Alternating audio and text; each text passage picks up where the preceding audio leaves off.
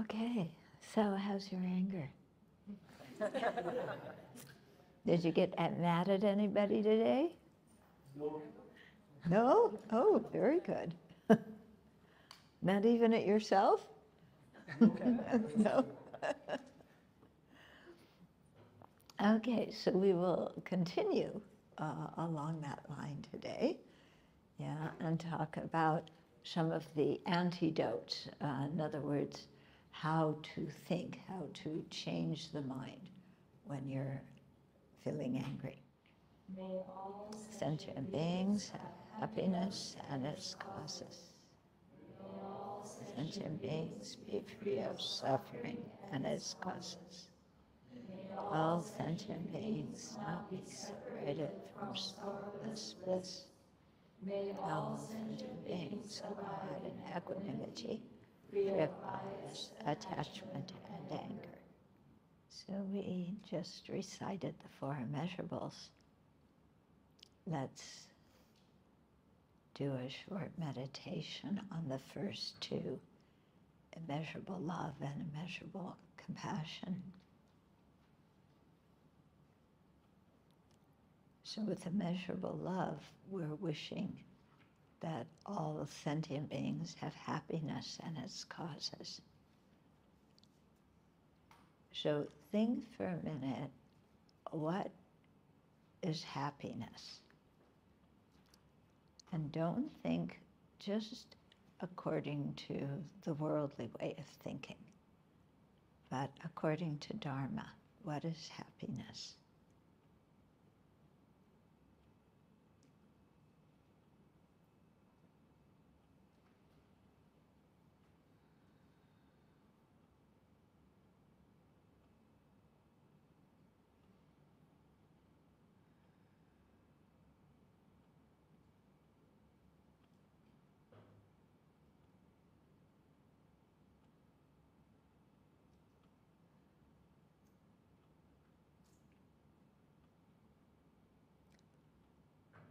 So we usually think happiness is a good relationship and money, prestige and society, praise, lots of possessions. But actually those things are very transient. They are with us for a short while and then they break or disappear.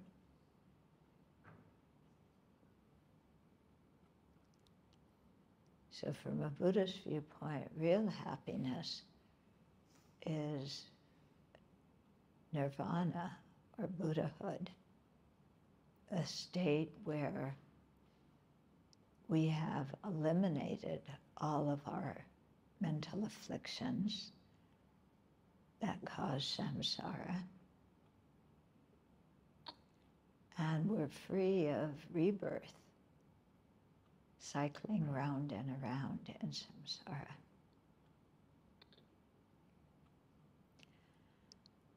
For those in the Bodhisattva path, happiness is Buddhahood, and especially being able to manifest effortlessly in any particular way that a particular sentient being needs.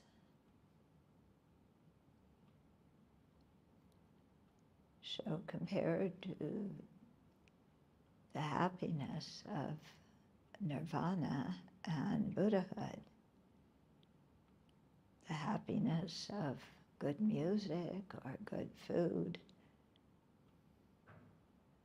that come and go, that happiness isn't very valuable. It really isn't worth our time and energy seeking.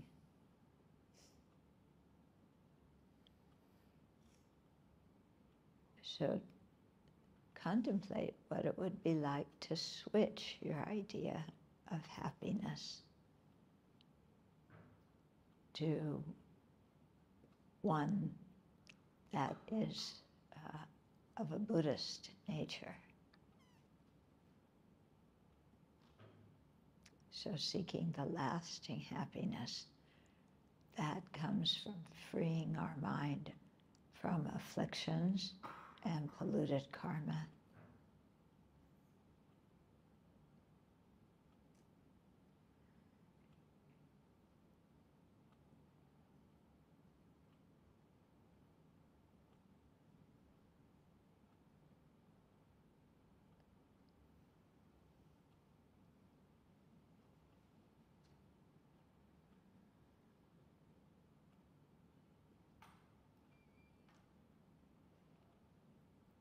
And what are the causes of that happiness?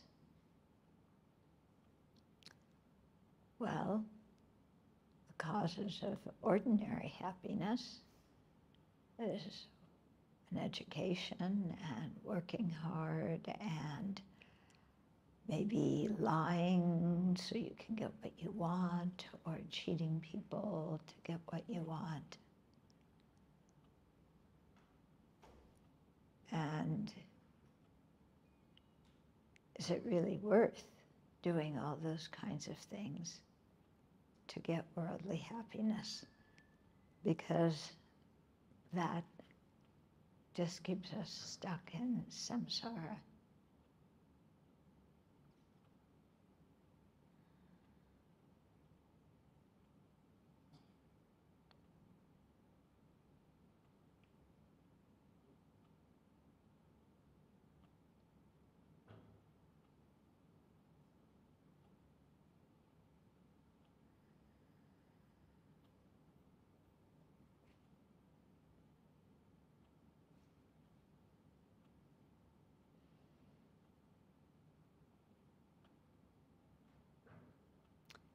And the causes of Dharma happiness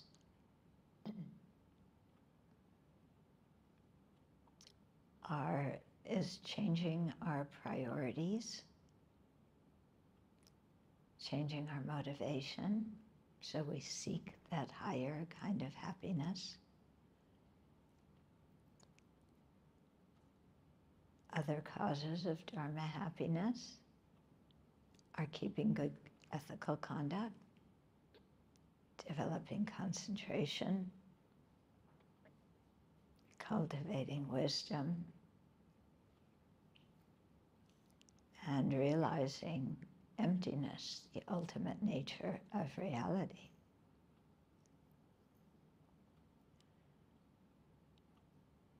So the causes of real happiness that we want to wish people, and the causes of real Dharma happiness that we wish people, which is the meaning of love, then they're quite different than sense pleasure and running around looking at your phone all day.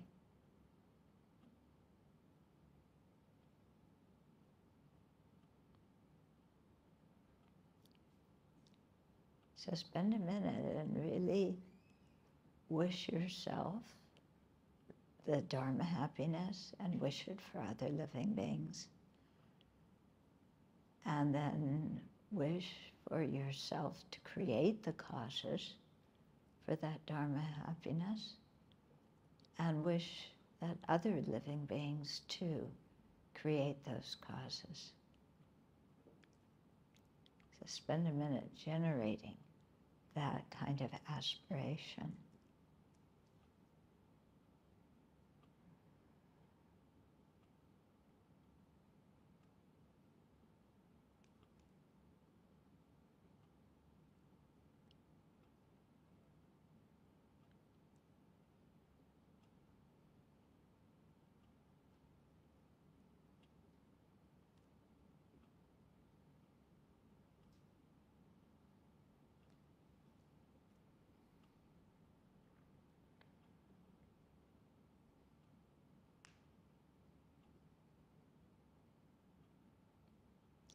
And then let's make that aspiration our reason for sharing the evening tonight, sharing the Dharma, now that we are alive and we have the opportunity to do that. So really set that motivation.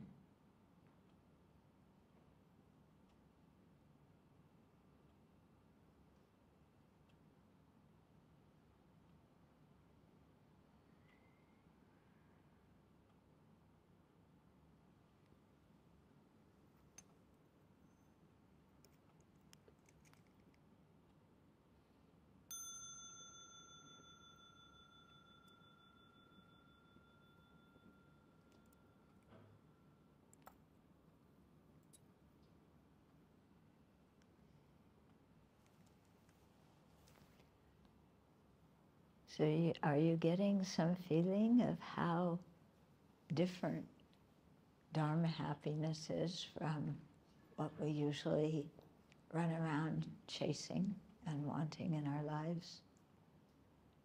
And how different the causes are to create the Dharma happiness. And when you think of the Dharma happiness that once it is attained, it is not going to go away. Yeah, once you attain arhatship or Buddhahood, it's not going to disappear. So compare that kind of, that's real security, actually. If we're looking for security in our lives, that's real security.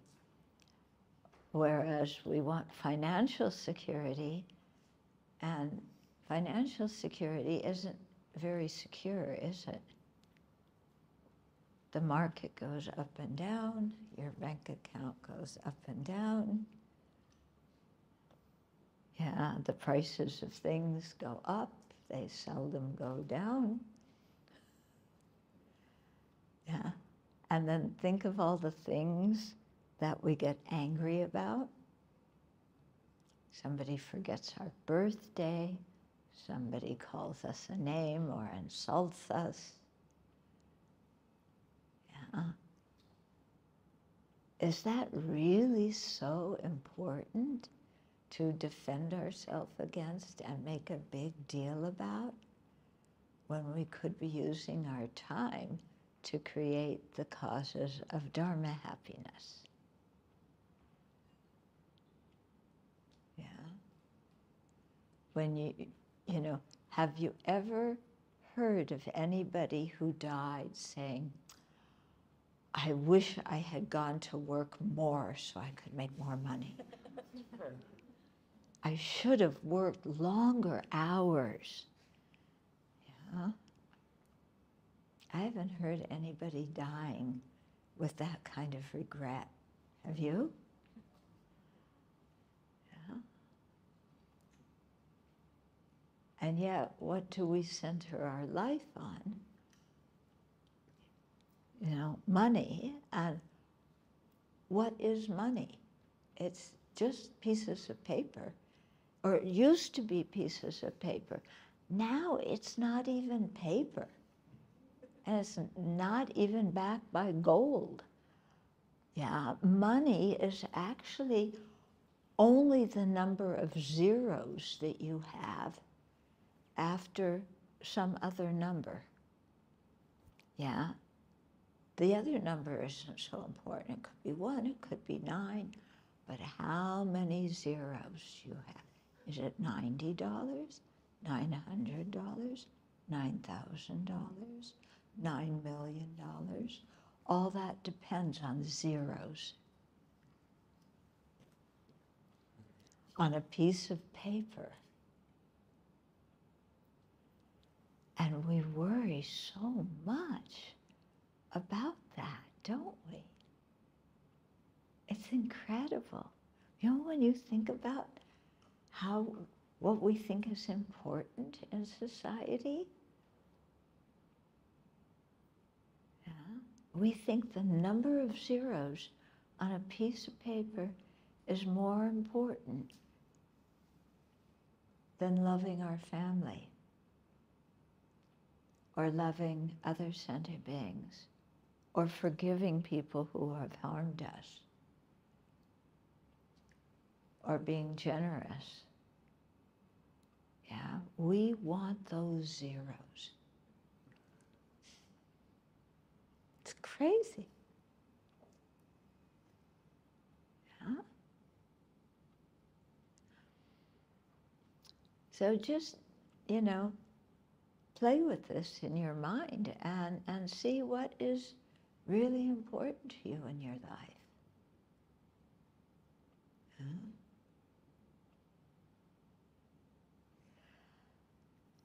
Okay, so there were 2 questions left from yesterday, so we'll do them now and then I'll give the talk tonight. So this one says, how do you avoid conflicts which cause anger? Try being nice to people. That's a really good way to avoid conflicts that cause anger in the other person and anger in yourself.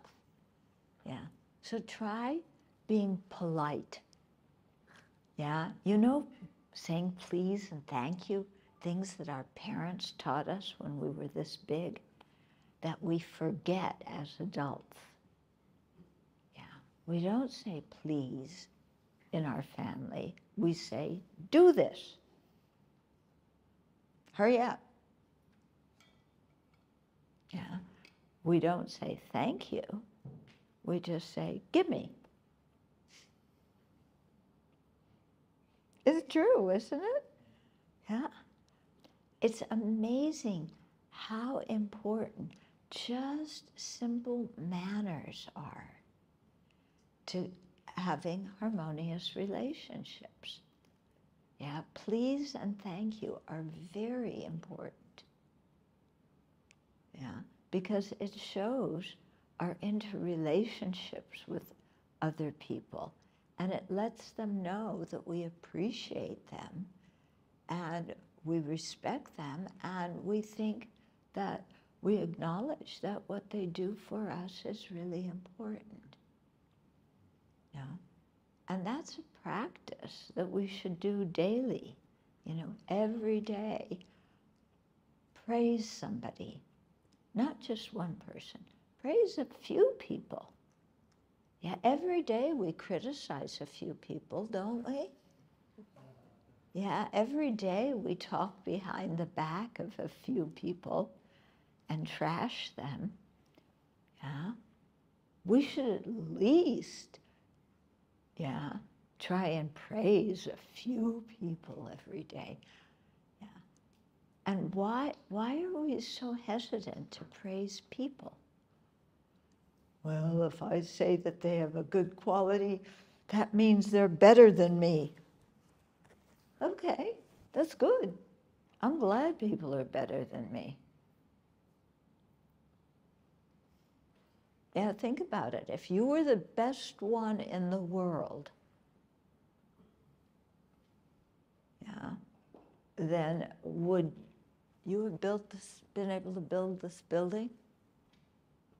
If you were the best one in the world, could you have built the roads that you drive on, or the vehicle that you came in?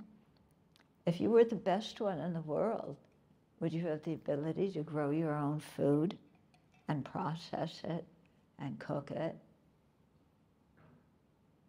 Yeah, it's really good that other people have more talents than we do. And the fact that they do doesn't mean that we're a loser. Yeah. So, really try pointing out to people what they do well. And especially with your kids, let them know what they do well. It isn't just clean up your room. It's, oh, thank you for putting your things away. Now I can walk in the hallway without tripping over things. Yeah? It tells your child exactly what they did that you appreciate. Yeah? sometimes you say, good boy, good girl. That doesn't give a kid any information. You have to tell them what they did and how it influenced you. Yeah, I really appreciated when you cleared the table today. Yeah. Okay, and I'll tell you some of the big advice I give people, because people often ask me, they often say, I love the Dharma. How can I interest my parents in the Dharma? You know? Yeah? Would you like to interest your parents in the Dharma so that when they die, they can die peacefully? That would be nice, huh? People always say, how can I get them interested in the Dharma? And I always reply, take out the garbage. Yeah? Okay, why do I say that? Well, you've gone to a Dharma class, yeah, and you come home and the garbage can is filled in the kitchen or the dining room or wherever it is. And without anybody asking you, you pick up the garbage and dump it in the big container outside and put the garbage can back. Yeah? And your parents walk in. Yeah, and they go, your mom goes, oh my goodness, 40 years I've been asking my son to take out the garbage.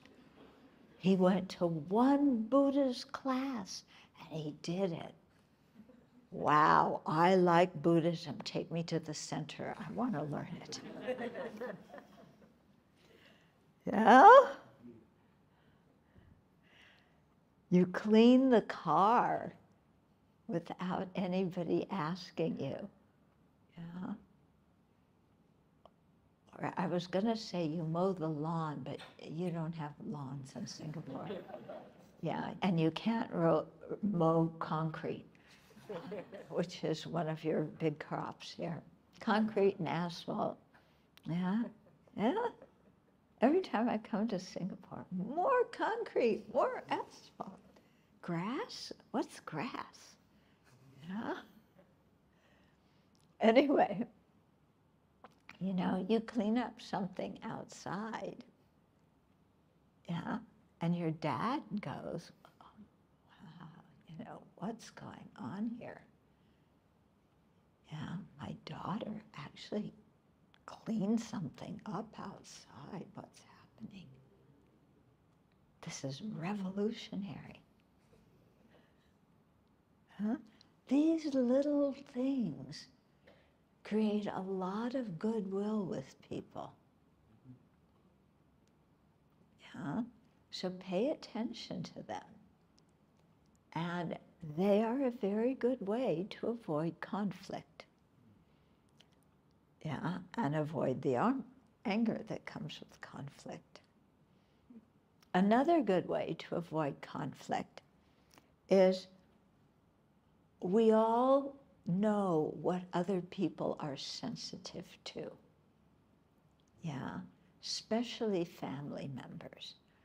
We know, and colleagues at work, friends, you know, we know what people are sensitive to. They're sensitive to getting criticized. Some people are sensitive about how they look. Some people are sensitive about their weight. Some people are sensitive about the grades they get in school. Some people are sensitive about their ranking at work. Yeah, so you know, you can look around, you know what people are sensitive about. Yeah, so just avoid pushing their buttons about the things they're sensitive about. Yeah, if somebody is sensitive about how they look, yeah, don't say, boy, you know, what you're wearing is really creepy. Yeah. If they're sensitive about their weight, don't go up and say, boy, you've really put on a lot of weight. How much? 10 kgs? don't comment on the things you know they're sensitive about. Just let it be. Yeah. Oh, I hear that your friend in the company who was employed a year after you got the promotion. Yeah, right. That's what you want to say to somebody to make them feel good, huh? So just look at those things. And like I say, especially with family members, we know what they are sensitive about. And especially at family dinners. Have you ever noticed in your family that the dynamics kind of replay again and again and again? In other words, sometimes at family dinners, you know that your brother and your sister are gonna start quarreling, or that your dad and your niece or nephew are going to talk about politics and disagree. Or, you know, your mom is going to talk to another relative about how much they pay for things. And people are going to get really angry at each other. And you know that they're sensitive, about that. So sometimes you kind of join in. You're a little bit mad at your mom, and it's like, Mom, you know, you don't look very good now.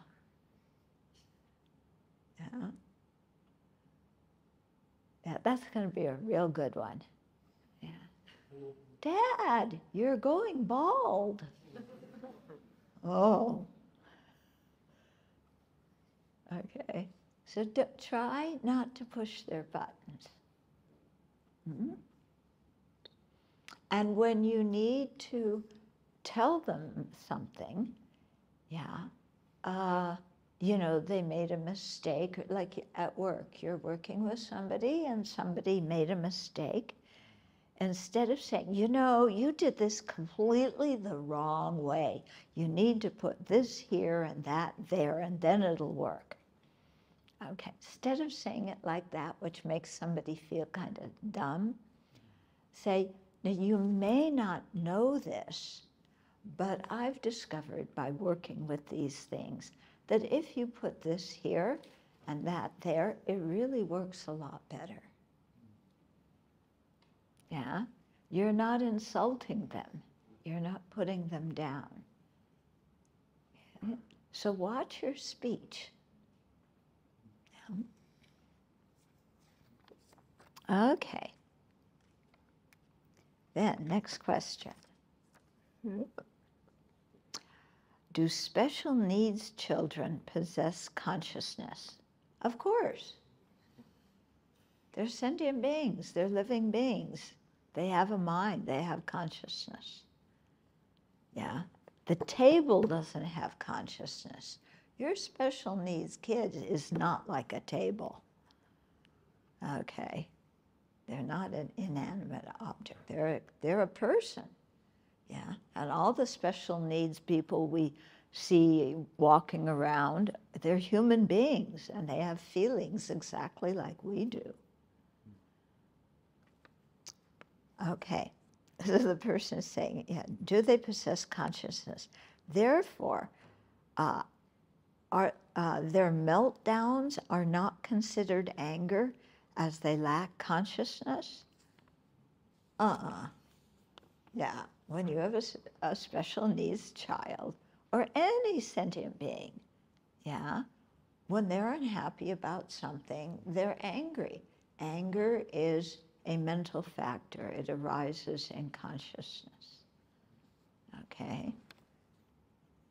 You can see this with every being that has consciousness, not just human beings. Yeah? If there's a bug and you poke the bug, it doesn't like being poked.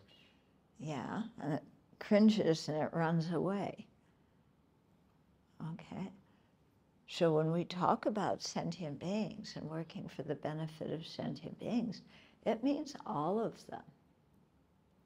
Yeah, bugs, yeah, cockroaches, termites, all the ones that you like to kill. Yeah, cats, which you don't want around because, ew. Yeah, dogs that are okay. You think they're okay. Especially the expensive dogs. Yeah, you think they're really good. Because when you take them for a walk, then people look and say, oh, that family has an expensive dog. They don't have a mutt. A mutt is a dog from many different kinds of breeds mixed together. Yeah. So, yeah, everybody has consciousness. Everybody wants to be happy and free of suffering. Okay, so those were the two questions from yesterday. Today, I promised to talk about how to, some of the antidotes for anger. So one of them I did yesterday at the initial meditation. Yeah, when we thought of somebody who we were angry at or who we were afraid of, and then we thought how they're just doing what they're doing because they want happiness and not suffering, so they're exactly like us. And why are they harming us? Because in their ignorance, they think that that kind of behavior is going to make them happy. And it doesn't make them happy. Yeah. They may say after a while, oh, I got even. Yeah, but how long does that last? And in the process of rejoicing about harming somebody, yeah, you create a ton of negative karma. And, when you rejoice at harming somebody, do you feel good about yourself? Do you respect yourself? Oh, I'm so good at punching people in the face. I'm so good at hurting their feelings. Yeah. No. Yeah, revenge does not bring us happiness. Mm-hmm. These are the kinds of things, actually, that we regret at the time of death. Yeah, we don't regret not working overtime, but we do regret when we've harmed somebody. Yeah. Okay, so that's one method to counteract our anger and instead have compassion for that person. Thinking about the disadvantages of anger, like we talked about last night, that's another method for calming us down. And how sometimes I work with that, especially if I get irritated with somebody. You're expecting somebody to do something in one way and they don't do it that way. Oh, and you are so frustrated. You know that? Irritated? Yeah, it's like, these people, why don't they think? Yeah. So one way to deal with that kind of, well, I have a couple of ways of dealing with that kind of irritation. One way is to ask myself, because sometimes when I get irritated with people like this, let me see if you do this too. When they do like small things that I think are like so stupid, then I go round and around. I think about it again and again and again. And what kind of thing I can say that is just slightly sarcastic. Yeah. That points out to them how foolish they were. Yeah. How many of you use sarcasm when you're angry? Yeah. Oh, it's not only me. Oh, I thought it was just me. Yeah. Because sarcasm, you can have a little bit of humor with sarcasm, and really kind of the other person, and create a lot of negative karma in the process of it. So one thing that I ask myself when I'm irritated about these things and ruminating about, how to tell that person to do it differently, and insinuate that they're really stupid at the same time, then I ask myself, do I really want to destroy the merit that I've worked so hard at creating in order to have the pleasure of insulting that person? Yeah? If I think I'm going to get some pleasure because I'm irritated by insulting somebody or being sarcastic to them, yeah, I really think that's going to give me pleasure. Am I willing at the same time for some of my merit to be destroyed by that anger? The answer is usually no. Yeah. If you don't think about the question hard enough, sometimes you go and say that same thing that hurts their feelings. Yeah. But if you really think about the question, no, I don't really want to destroy the merit that I created.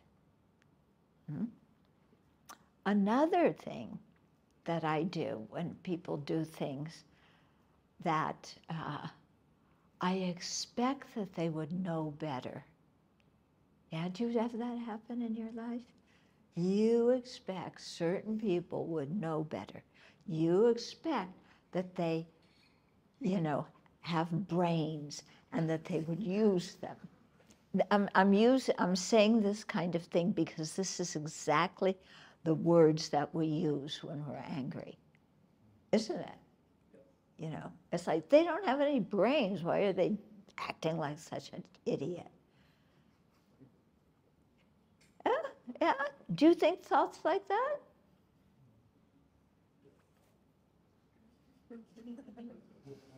Oh, some of you don't. Oh, very good. Yeah. How many of you don't lie? Yeah. Okay. So, when you you have that expectation that somebody would know what to do, and they don't do it, yeah, or they do it completely upside down, yeah, then I have a little slogan, and it goes, sentient beings do what sentient beings do. Yeah? And it's acknowledging that we are not perfect, and we make mistakes, and often we don't have common sense. Yeah, we have common nonsense instead. So, rather than expect people to be perfect, because do you know what the definition of perfect is? Yeah, it means they do what I want them to do when I want them to do it. That means they're perfect. Yeah. So if I'm expecting people to be perfect, yeah, and use their brains to figure something out, and they don't, yeah, then I say sentient beings do what sentient beings do. They're sentient beings. Why am I thinking that they should fulfill all my expectations? Isn't that rather dumb on my part? Who's the real jerk here? Yeah, they made a mistake. I make mistakes. Why am I so upset because they make a mistake? I'm expecting them to be perfect. Isn't that rather unrealistic on my part? To expect that they do what I want them to do when I want them to do it? So who's the jerk here? It's me, it's not them. Okay? So, I find that works too. Sentient beings do what sentient beings do. Don't make a big deal about it. Yeah? How many of you make a big deal out of small things? Oh, you don't? Okay, that's better. Yeah, we all do, don't we? Yeah, and there's such small things. Okay, today is November 9th, right? Last year, November 9th, 2022, do you remember what you were mad about that day? Yeah, but we get irritated and mad about something every day, about several things every day. Yeah. Do you remember it a year from that day? No. What's the use? Why do we get so mad about things if we can't even remember what they were a year later? Let's make it a shorter time, okay? October 9th, 2023. Do you remember what you were mad at a month ago? October 9th? Where was I October 9th? I was at the Abbey. What was happening? I can't remember. But I know I got irritated at something. Yeah. Yeah. Did we have COVID then? We were recovering. We were recovering from COVID. So when you're recovering from COVID, you could either be happy because you're recovering, or you could be mad because you have COVID. Yeah, it's a choice. Yeah, you can be happy that you're getting better. You can be miserable because you have COVID. Yeah, our whole monastery, except 2 people, got COVID within 24 hours. That's pretty good. Yeah, we did a good job. Yeah. I bet nobody else could do that with 24 people. Okay. But really look at what you get irritated about, what you get frustrated about. Because if we don't take care of those things, then they build up. Yeah. And we get really furious. Mm-hmm. So it's good to learn to drop those small things, yeah. Especially with your colleagues and your family, people that you're with a lot every day, okay? Because often a conflict starts about the content, something somebody did or said, but then it devolves into a conflict about how they are expressing what they mean, okay? So it goes from, yeah, the content, we start, and then we get to the way of communication.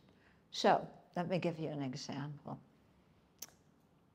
Yeah, so it's morning time at the Lee house, and Mrs.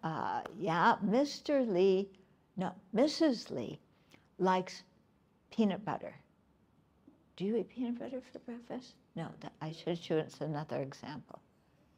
What does everybody eat for breakfast? Noodles. Noodles? No. Should we stick with peanut butter? Okay, we'll stick with peanut. Okay, so Mrs. Lee likes peanut butter in the morning.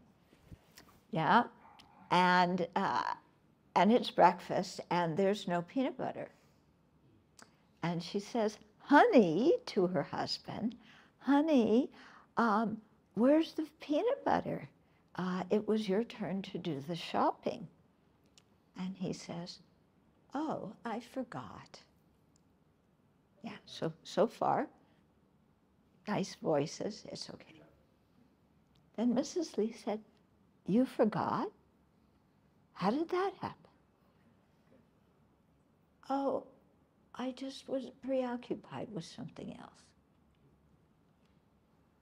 You know, you forget a lot of things.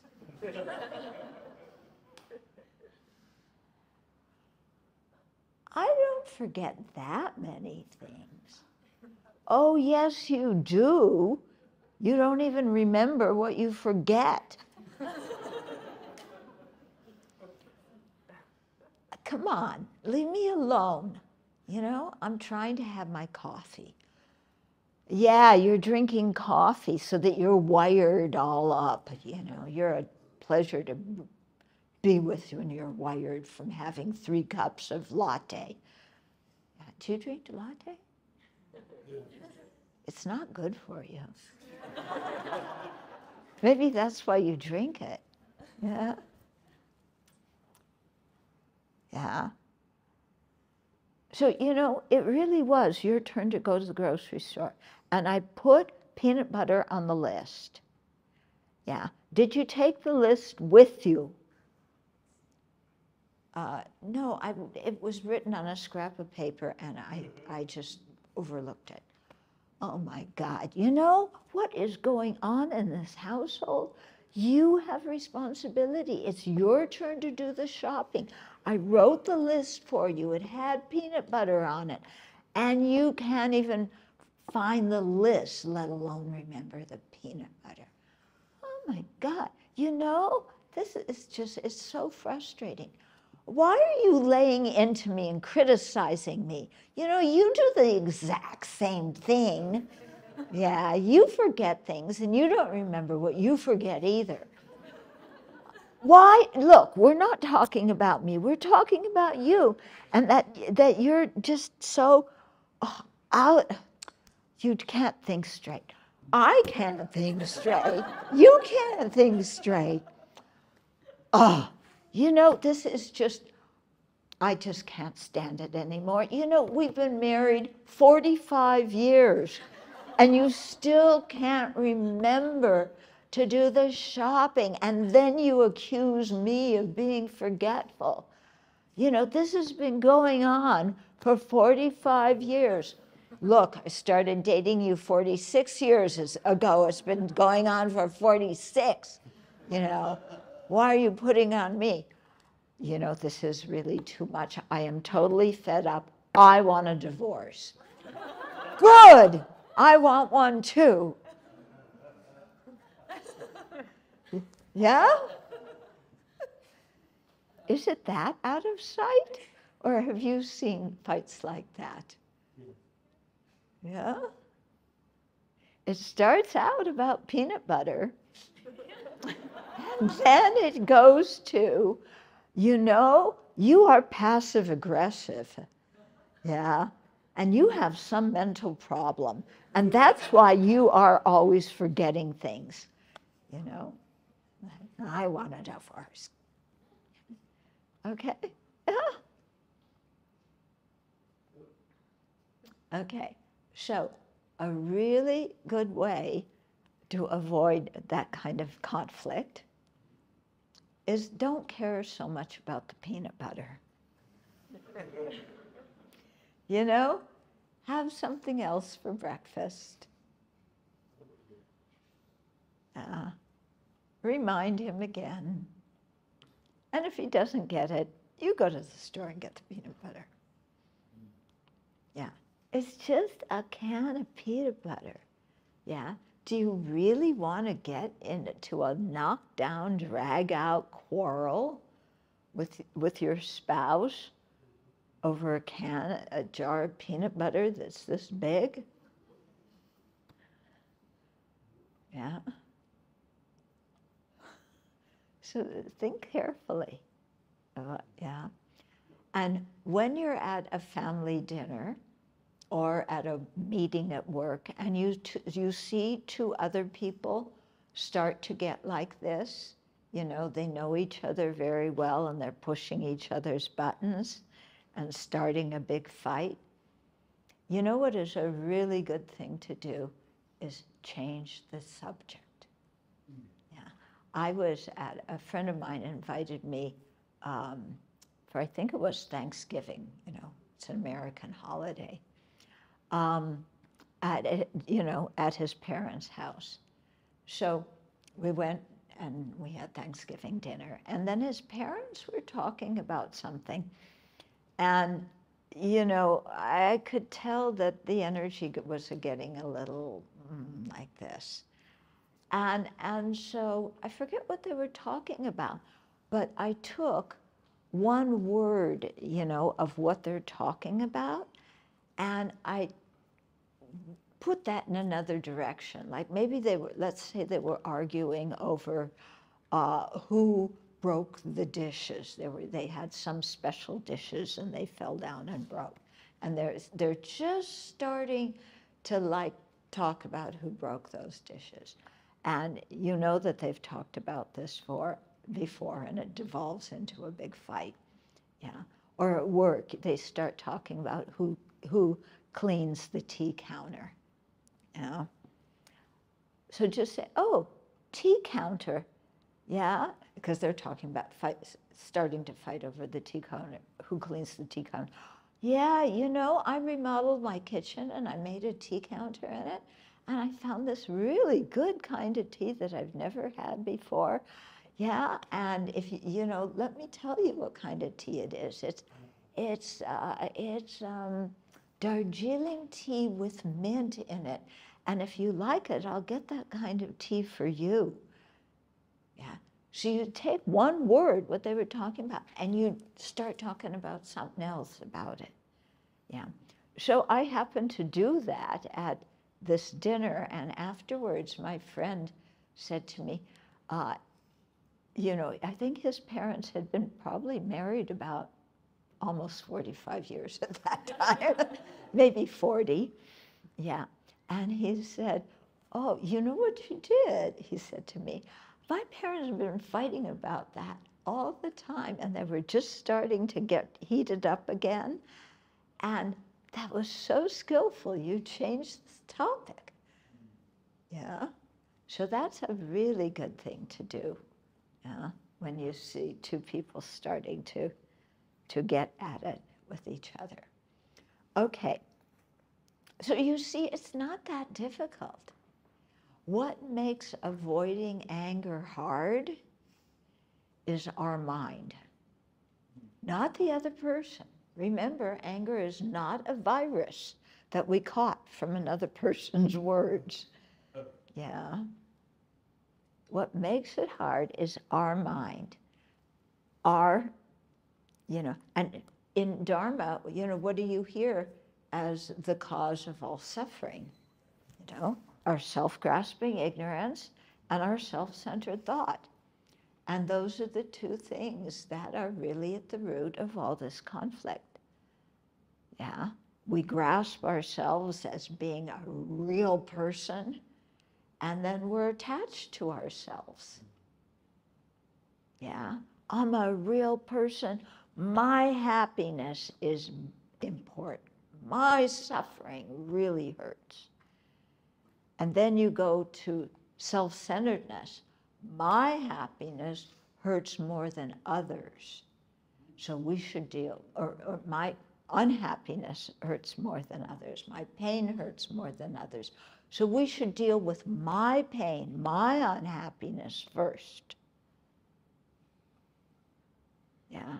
So, we're too polite to say that in company.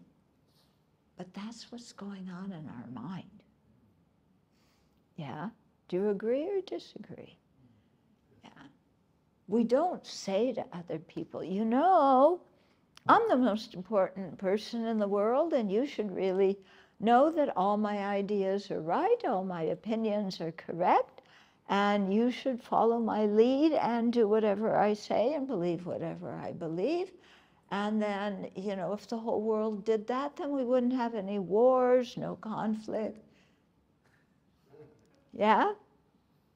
That's what we think. Yeah, the whole problem with the world is that nobody does what I want them to do. Yeah. So we don't say it in public, You should do everything I say and think everything I think. Yeah. But That's what's going on inside. So it's very good to take some time and really look at that self-centered mind, yeah, and the self-grasping ignorance, and see how those things cause us so much misery. You know, always saying, me, I, my, mine, yeah. I'm the most important, and my rule, I have rules of the universe. Now, I talked about this a few days, but I like talking about my rules of the universe. Okay, so my rules of the universe are, number one, everybody has to like me. Yeah, nobody is allowed to not like me. Second, everybody has to agree with my opinions. Yeah. Why? Because my opinions are always right. Everybody should agree with whatever I believe. Why? Because I would never believe anything that was wrong. I only believe what's right. So everybody should believe what I believe. Yeah. Another rule of the universe, everybody should be so thankful that I'm alive in this world.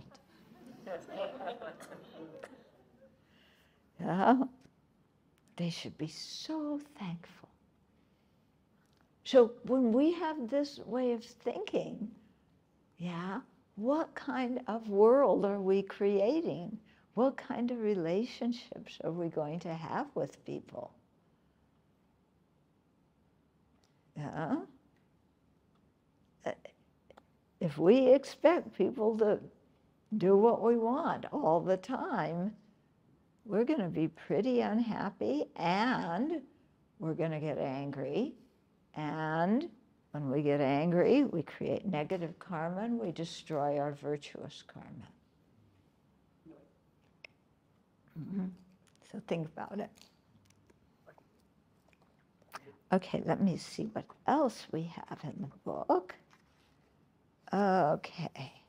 When our buttons are pushed. Oh, yes. That's a good one. So our buttons, the things that we are sensitive about. Yeah, I brought this up a little earlier. You know, our looks, our socioeconomic class, our athletic ability, our musical ability, our artistic talent. Yeah. If we have a corner office, or do we just have some desk somewhere? You know, we're sensitive about all these things. And do people say good morning to me? Yeah, that's a big thing. Yeah, you walk past me, and you didn't say good morning? Yeah, I'm working at a place where people are so unfriendly. They don't even say good morning.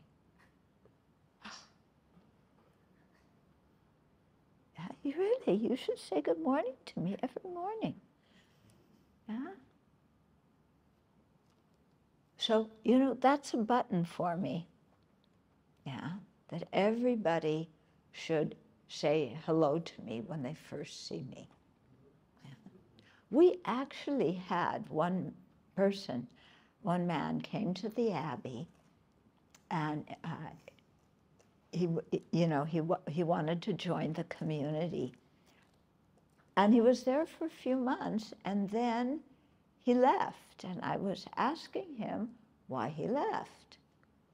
And he said, you know, his office was in a room where there were it was in a room that sometimes other people had to walk through to get to someplace else in your room. So he said, you know, in my family, whenever somebody enters the room, they say hello to whoever's in the room.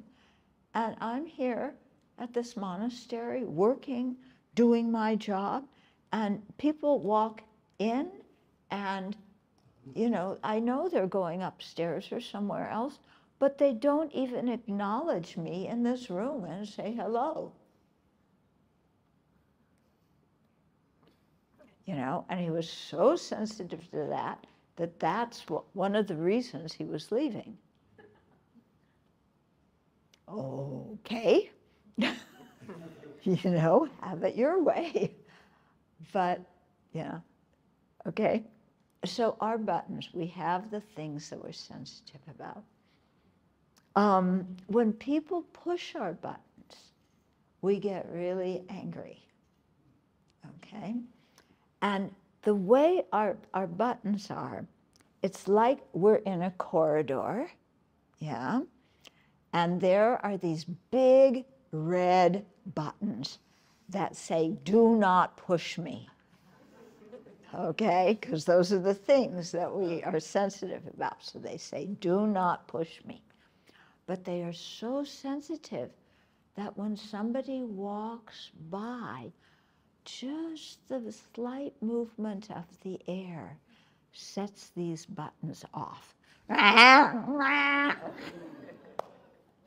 Okay, and we get angry and upset. Yeah, and sometimes people don't even have to do what pushes our buttons, but we even expect them to do it, and even though they don't do it, we think that they did it. Okay, let me give you an example. Yeah, I have a friend who was it was maybe 20 years ago now, but she was pregnant, okay? When you're pregnant, you're supposed to put on weight, aren't you? If you're pregnant and you don't put on weight, something's wrong. Yeah. So she was pregnant. She was going to fly to another state and visit her sister. And she said, I know when I get off the plane, my sister is going to look at me, and the first thing she's going to say, even before hello, is, oh, you've put on weight, haven't you? And my friend was so sensitive about her weight. Yeah. And so she was all set to get on the plane and go see her sister. And she was expecting that her sister, that would be the first thing she said. Yeah. And, you know, so she was all set. She was already angry at her sister, even though she wasn't even on the plane yet. And her sister hadn't even said it. And even if her sister had said it, it would be something good because you're supposed to put on weight when you're expecting a child. Yeah, okay? So we do the same kind of thing over things that we're sensitive about, you know, and we're all primed. You go to a party and you tell somebody your name, and the next time they see you, they can't remember your name. And you feel so insulted.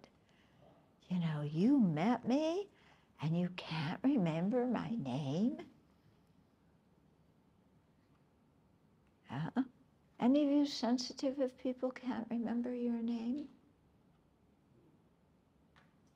Oh, nobody. Oh, that's very good, because I don't remember people's names. And so that means that you're not going to be angry when I forget your name.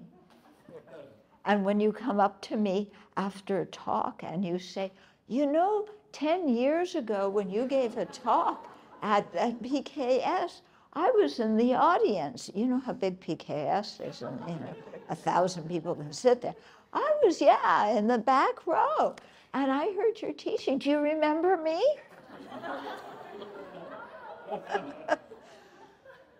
uh, yeah, but people sometimes so sensitive. Yeah, they want to be remembered. Yeah. So if that's, please excuse me, I'm not going to remember you, and I'm not going to remember your name. Okay? Maybe I'll remember you after a while of knowing you. Yeah. That's just the way I am, because I don't pay attention. When I hear somebody's name, I don't even pay attention. Yeah, because I look at the person and I get the energy of the person. And the name, 1 minute later, because I didn't even hear it, I can't say it. So I was teasing you last night. His name is Nicholas. And he came up and I said, "Hi, George."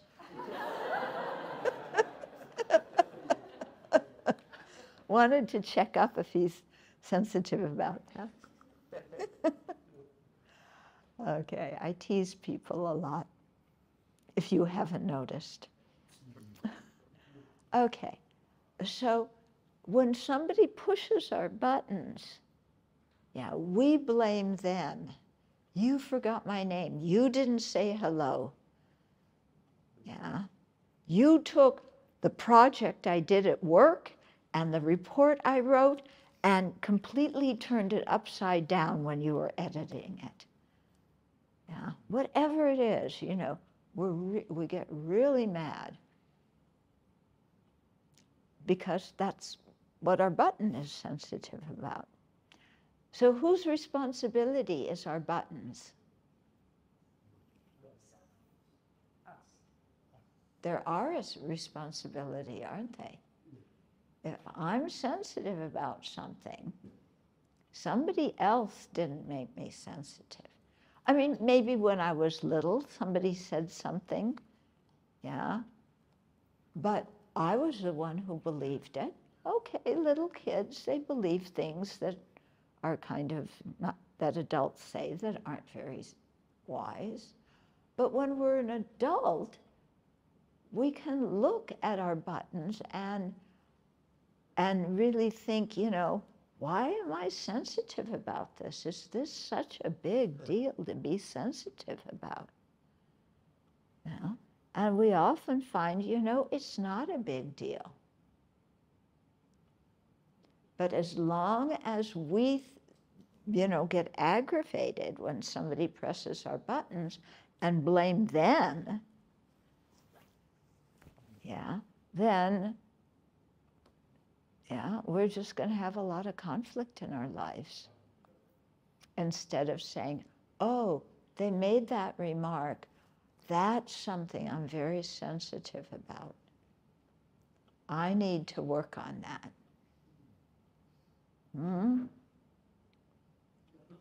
Okay. And then you start to work on it and you say, what, why am I so sensitive about that? It's not really that important. And then your mind goes, but they criticized me. Oh, and that's one of my rules of the universe. Nobody can criticize me. Well, why am I sensitive to criticism? Sit with that one. Why are you sensitive to criticism? It's because we believe that what somebody else said is true. Yeah? Somebody else says, your hair looks like a mess. Yeah? And, oh no, I look like a mess.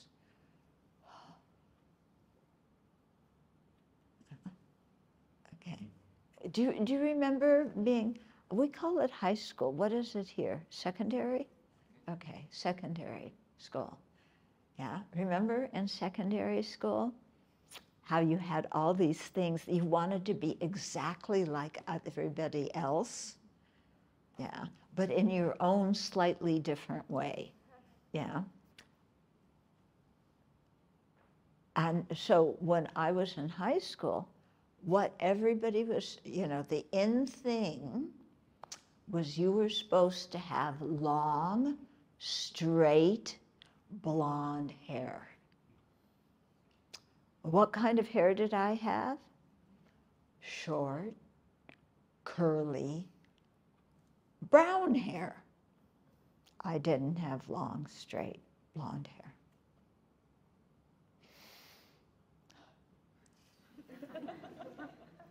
I just, I must have missed out on so much in high school because I didn't look like you were supposed to look. Yeah. Anybody else feel like that in secondary school? Oh, one person says yes. The rest of you didn't? 2 people. Yeah. You weren't sensitive? No, we were all very sensitive, weren't we? Yeah. And sometimes by the time we become adults, we realize, oh, that's nothing to be sensitive about. But sometimes we keep being sensitive about the same thing. So why do you think I shaved my head?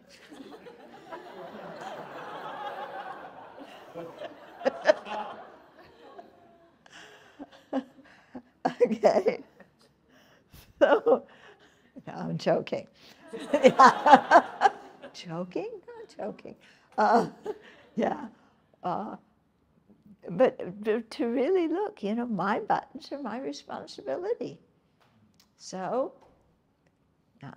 Another thing about getting insulted, yeah, because most of us, I would say all of us, don't like being insulted. We do not like our faults pointed out. We do not like being criticized, and we get angry. And so we either retaliate, we run away and slam the door, yeah. Why? Because we believe that if somebody thinks that way about me, I must be like that. Yeah. Do you think what everybody else thinks about you is true? No. Even if it were, isn't a thought in somebody else's mind. What is a thought in somebody else's mind? What is it? Some kind of blip of mental energy. That's all it is.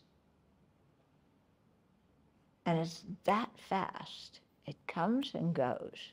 Somebody's thought about us. Why are we so sensitive about this blip of energy in somebody else's mind that came and went like that? Huh? Okay. Another way to deal with being insulted or criticized is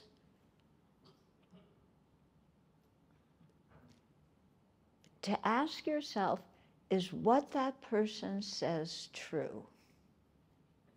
Yeah. Usually, if somebody points out a fault in us, even a tiny one, even they didn't say it, it's just insinuated, yeah, we get defensive, don't we? Oh no, I didn't do that. I really did this. You just misunderstood. Sometimes that's true, but sometimes we're getting defensive. Okay, it's really good. Stop and listen and think about what somebody said. Yeah, so somebody said, what did they say? Give me something that somebody says. Give me an insult. I need an example of an insult. Yeah. You're very ugly. What? You're You're very ugly. You're very ugly. Oh, that's a good example. Okay. So somebody says, you know, you're really ugly. Yeah. So you think about it. Is it true that I'm really ugly? Is it true? You know, it's hard to say because some people think I'm ugly and some people think I'm attractive. You know the slogan, beauty is in the eye of the beholder? It's true. So somebody said I'm ugly. Okay, maybe to some people I'm ugly. If it's true, why do I need to get angry about it? If what that person said is true, that I'm really ugly, it's true, they're saying the truth. Why do I get angry at the truth?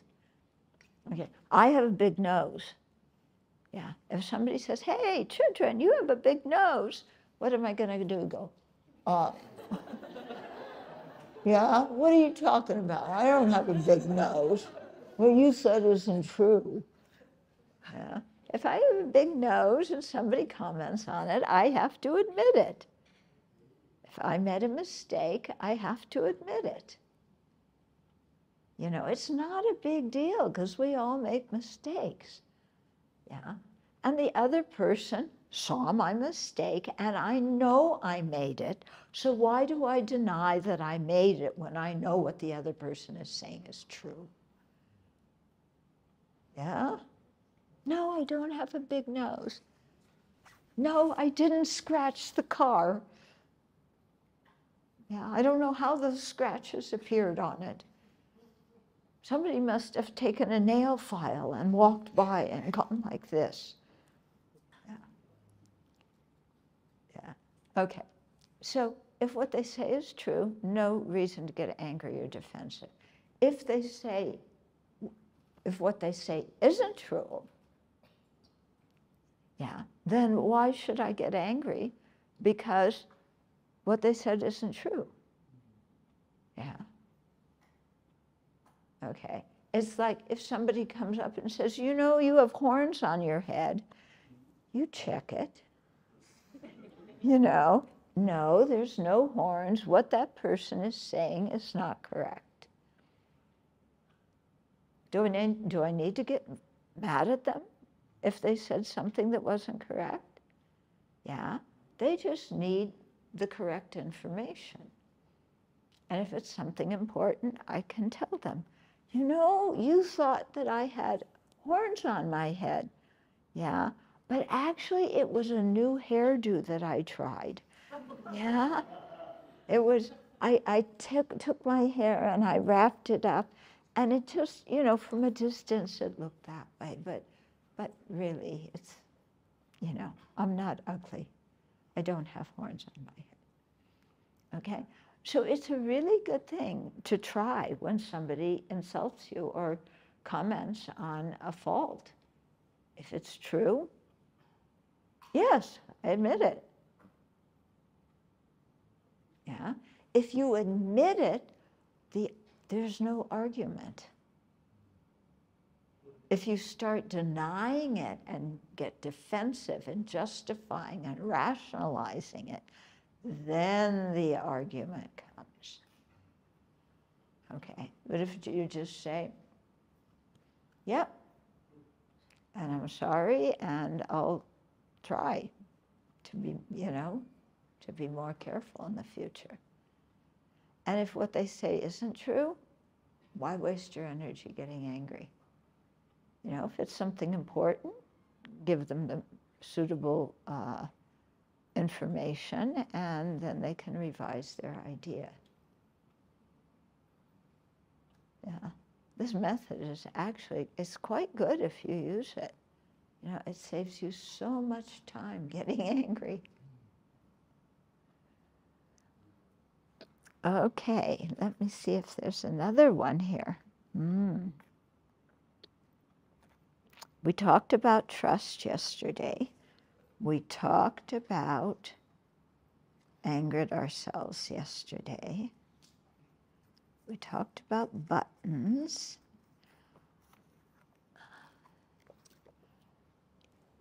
You know what else is another good thing to not get angry, is just accept the situation. Accept it. You know, this life is like this, and okay, I have to deal with it. Yeah, you get COVID, you lose your job. Don't even say that. I don't want to even think of losing my job. Yeah, you don't want to lose your job, do you? You're content to stay in that job and hate your boss. Okay? But, yeah, if you just, not everything is going to be the way we like. And if we just accept it, life becomes much easier. You know, and this is sentient beings do what sentient beings do. And, you know, not everything I expect from people is going to happen. Not everything I assume people will do is going to happen. Yeah, this is just life in samsara. Yeah, so why get bent out of shape about it? Okay, we have a little bit of time for questions and maybe answers. Yeah. I have a question about intention. Oh, wait, she's gonna. Hi, I have a question about intention. So you were saying that if somebody criticized you, that's on you interpreting it, right? It's I'm. Right, it's on me. It's on me. Yeah. Hmm? So What do you mean? I'm interpreting what they say as an insult, yes, and I'm believing it. right. And so I have to work on my own interpretation. Yeah. Right. However, if you are pretty sure That they really meant it and they wanted to hurt my feelings. that they have a bad intention, Yeah. right? Yeah. Then so. It's quite convincing. Yeah. So. Okay. So. Yeah. They have a bad intention. So. So is it still on me to just? So they have a bad intention. Does that justify you getting angry? Because they have a bad intention? It makes it harder. It makes it harder, but does that justify it? Oh, look, I'm not really creating negative karma because it's really their fault because they have a bad intention. I mean, okay, so let's say they're really actually like attacking you. Yeah. Yeah, then? That's pretty aggressive, right? Yeah. Nobody wants to be attacked. Yeah. Yeah, then? Do I have to get mad when somebody's attacking me? Yeah, we often think, oh, any sane person would be furious if this particular thing happened. And if they aren't mad, something's wrong with them. That thought is our creation. If you think like that, then you're saying, I have to be angry. Then you're sentencing yourself to a life of anger. Because every time somebody says something with a bad intention, oh, there's another one, I better get angry. Oh, there's another one, I'm going to hate his guts for as long as I live. Oh, there's another one, I'm not going to speak to that one too, he had a bad intention. Yeah, and then you go through, and pretty soon, who else is in your world after you've expelled everybody because they said something with a bad intention? Because you're sure they have a bad intention. Yeah. It's something, I'm not, sometimes people have a bad intention, you work around it, you know. You don't fall for their bad intention. Yeah. But you don't have to get whacked out because of it. Yeah. Here's another example. I told you I work with guys in prison. One of the big things if you are in prison is the chow line, okay? Chow is your food. You have to line up and you go, you know, into the dining room and you pick up your tray with your food on it and you go sit down. Well, when you're in a line, yeah, if somebody else cuts in front of you, and especially if he has two friends with you that are this big, two friends with him that are this big, yeah, it's like you go, yeah, okay, you want to get in front of me, go ahead. Just don't beat me up. Maybe you don't say that, but your body language indicates that. Okay?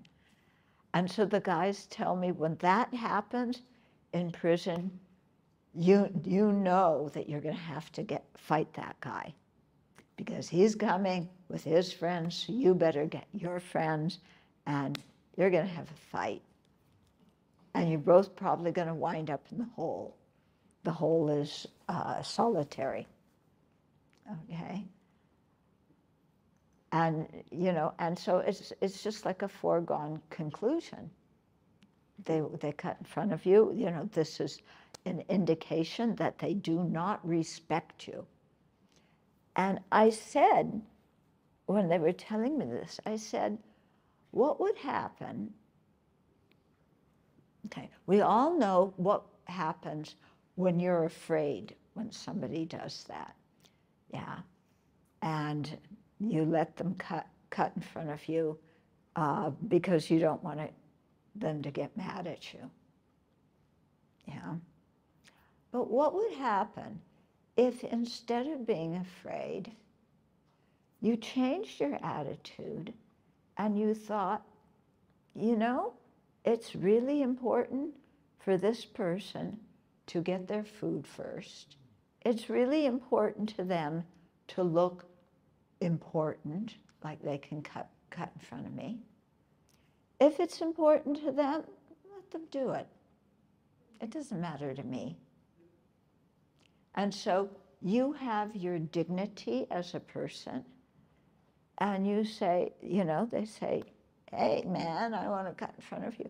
And you say, oh, that's fine. Here, go ahead. Bring your friends with you. And you say it like that, with dignity, your own dignity. Yeah. The other guy is perplexed because he wanted to make you afraid, and you didn't bite the hook. Yeah. So very often when people have a bad intention, they're throwing out the hook. And because we're sensitive, we bite the hook. Okay, are you getting what I mean? Yeah. Mm-hmm. Okay, let me give you another example. Oh, well, no, go ahead, ask your question. Thanks for the teaching today. Taking on to the lady's question, then if there's a real bad intention from the other party, and then the anger rises, then how do we then tame it and make sure we don't practicing in such a way that when anger rises, how do we then bring it down? Oh, okay, so you want what I call the pill method. Yeah, you want a pill that takes away anger that you can take out of your bag, pop it, and your anger goes away. Right? That's what you want? That would be really cool. You know what? I haven't seen any at the pharmacy.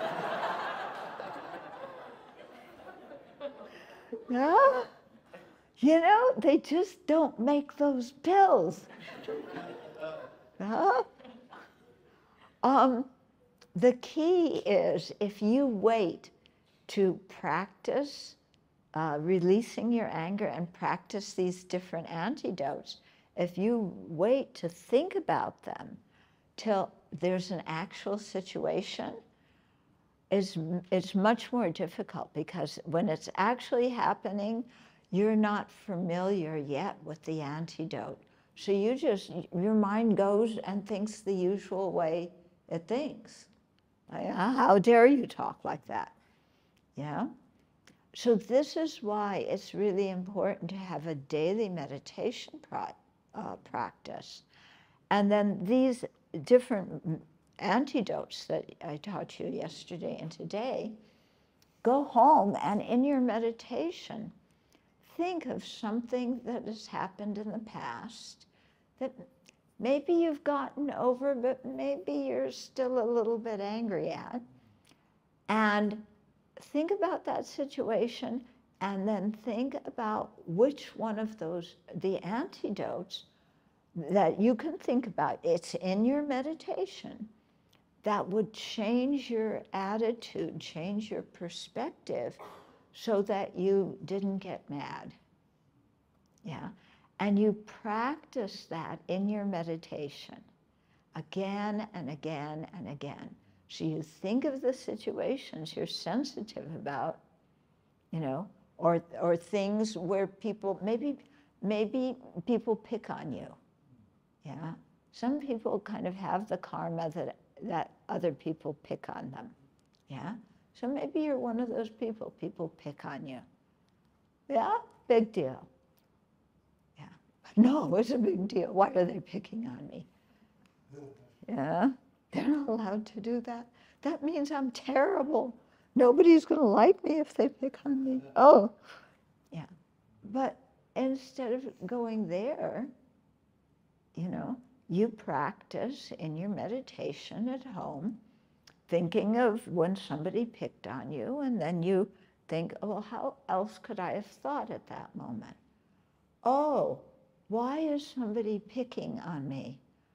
It's because they're unhappy and they feel insecure.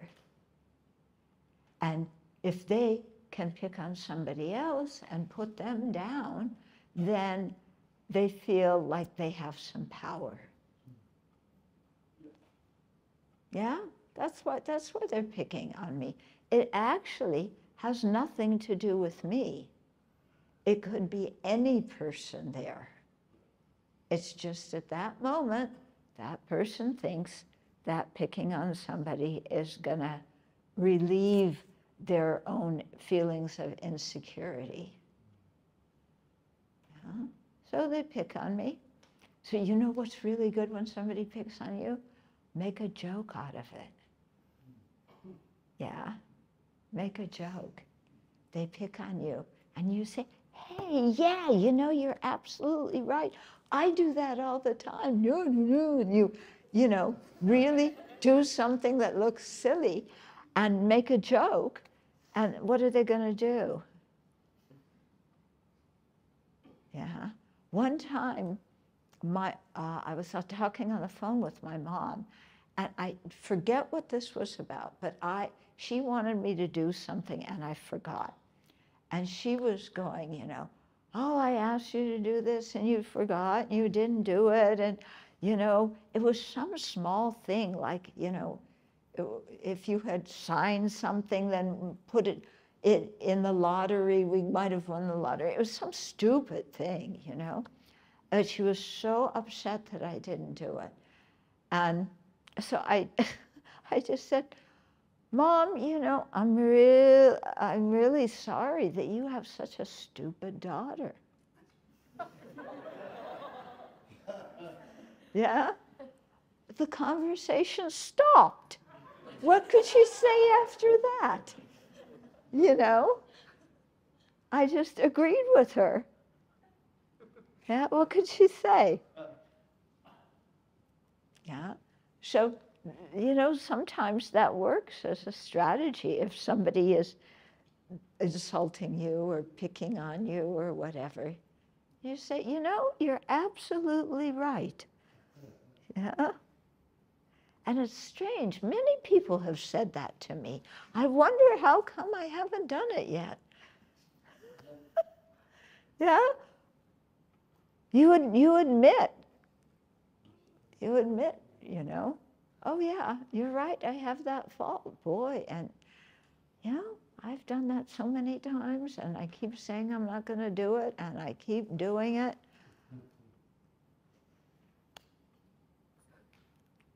Yeah. Yeah. Then the argument stops. And often you can wind up laughing a lot. I do that a lot, don't I, at the Abbey? Yeah. Yeah, these people, they point out my faults all the time. You know, you think, oh, you're abbess, so everybody's going to go, no, mommy, tofu. Yeah. They go, how come you changed the schedule? You know, I had my whole day planned out, and you changed the schedule.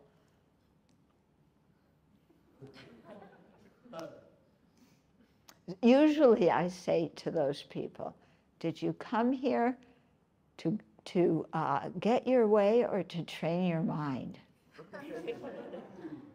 Okay. Yeah, that helps. Sometimes it's like, you know, oh God, they're doing this again. And I go, yeah, you know, I changed the schedule just because I knew it was going to get to you. And I'm successful. See, I got to you. Yeah. And I do it like that. And yeah, it's over. Yeah. Yeah. So there's so many ways to do with these kinds of things. Yeah. Okay, other questions?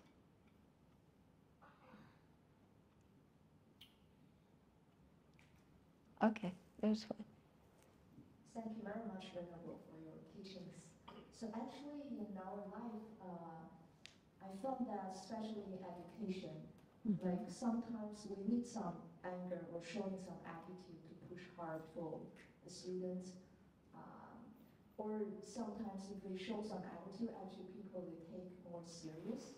So it helps to achieve the goals. So in this case, how do we manage or operate these types of anger and but for avoiding to create too much of the negative karma if we have to, you know? The thing is, sometimes you do have to say things straight up to people that they don't want to hear. Yeah. The thing is to do it without anger. Yeah. Yeah. We're very habituated to doing things with anger. And that's just the habit. We go right into that. You know, so you can think, is there a way for me to say this? Well, first of all, what you have to do is calm your mind down. Yeah, because if you say something out of anger, even if you know that they need to hear it, yeah, so that they could correct that mistake, our saying it out of anger, you know, there's the negative karma, and the person will pick up that we're angry. And usually when people say to us things when they're angry, do we listen? No. Yeah. If somebody's angry, you know, and they just have that slight change in their tone of voice or volume of their voice, we just tune them out. Oh, they're angry, you know, and instead of listening to what they say, we just go, they're angry, I didn't do it, I've got to defend myself. Yeah, we do that when people tell us things that it's important that we know about ourselves and correct.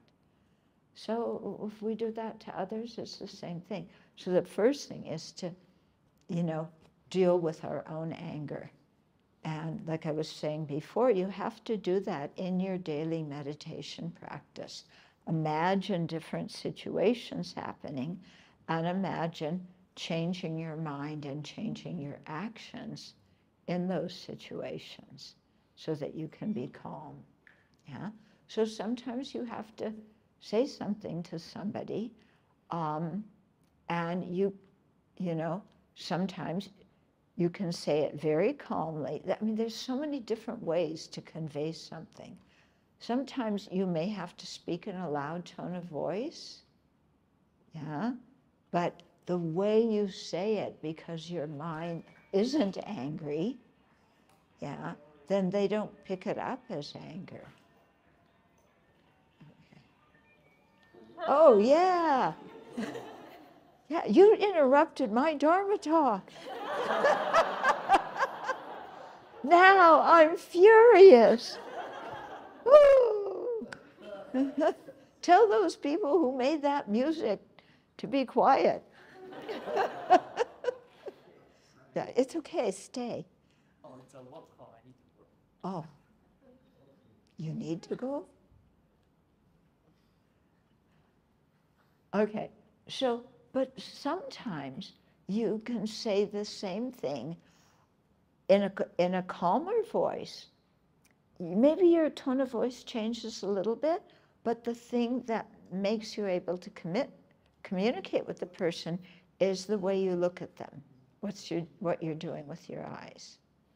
Yeah? And then you can say, you know,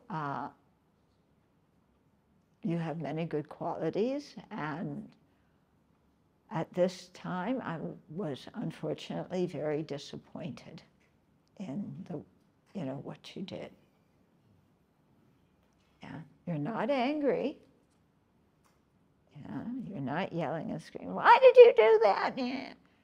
You're just saying, you look at them and I know you can do better than that, and I'm disappointed.